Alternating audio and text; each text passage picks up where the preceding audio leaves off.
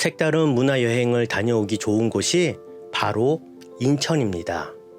하루에 한국과 일본 그리고 중국까지 한 번의 문화여행을 다녀오기에 아주 좋은 곳이 바로 인천 여행입니다. 꽁 먹고 알 먹고 둥지 털어 불 쬐고 일석삼조지요. 인천 여행은 서울에서 가까워 쉽게 찾아오기 좋은 곳입니다. 역사적으로 의미 있으면서 천천히 가을 나들이 하기에도 아주 좋은 곳이 인천 아트 플랫폼입니다. 인천하면 차이나타운 때문에 중국의 이미지가 강하지만 사실 인천은 일제강점기에 일본의 많은 상처를 받았던 곳으로 일본풍의 골목이 있습니다. 인천 아트 플랫폼이라고 이름이 지어져 예술적인 공간이라고 생각될 수 있지만 여기에는 우리나라에서 가장 오래된 서양식 건물이 들어서면서 조선 침탈의 선봉장이 되었던 가슴 아픈 공간이었지만 이제 다시 우리의 품에 돌아온 의미 있는 장소네요.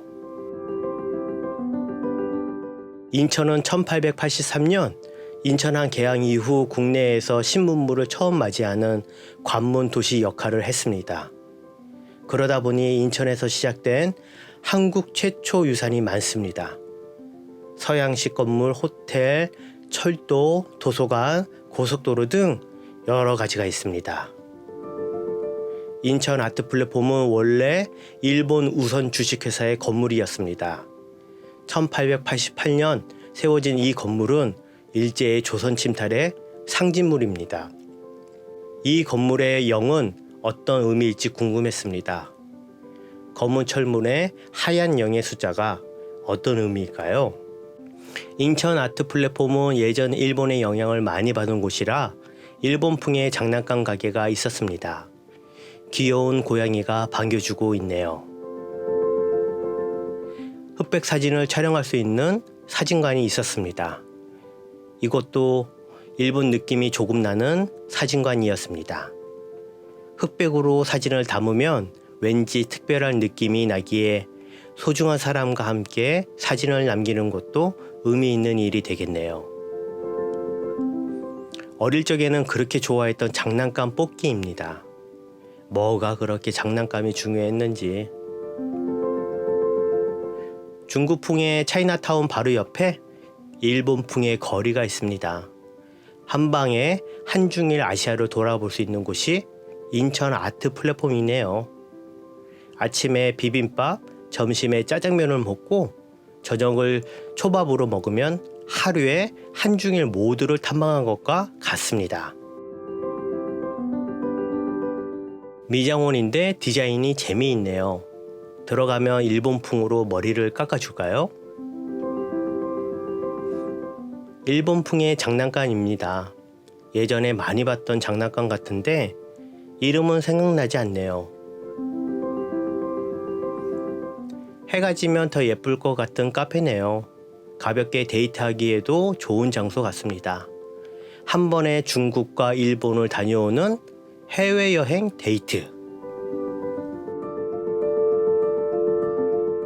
청일 조개지 경계 계단입니다. 이 계단을 경계로 중국과 일본의 경계가 됩니다. 130년의 역사가 살아있는 곳으로 인천항의 경관을 한 번에 볼 수 있는 것이 특징입니다. 청일 경계 계단으로 마치 여권이 있어야 할 것 같은 기분이 드네요. 왼쪽으로 가면 중국이고 오른쪽으로 가면 일본입니다. 청일 경계 계단을 지나니 바로 청나라의 느낌이 나네요. 정말 신기하고 재미있는 장소입니다.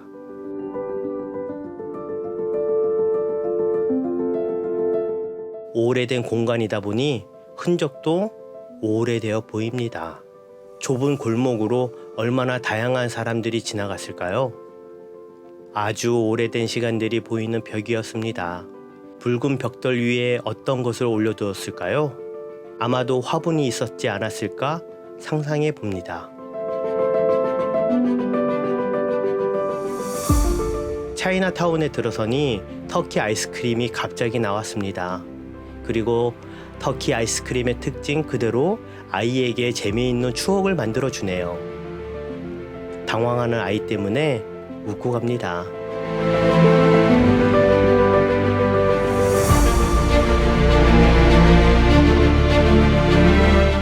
일본풍의 인천 아트 플랫폼을 지나 인천 차이나타운으로 들어왔습니다. 일본을 지나 중국으로 왔는데 각 나라의 문화 특징을 한 번에 느낄 수 있는 공간이었습니다. 중국 음식하면 짜장면이 가장 먼저 생각나지만 개인적으로는 만두를 더 좋아합니다. 따뜻한 만두를 간장에 콕 찍어 먹으면 얼마나 맛있게요. 이렇게 인천 아트 플랫폼을 통해 일본을 느끼고 나서 청일 경계 계단을 지나 차이나타운까지 여행해 봤습니다.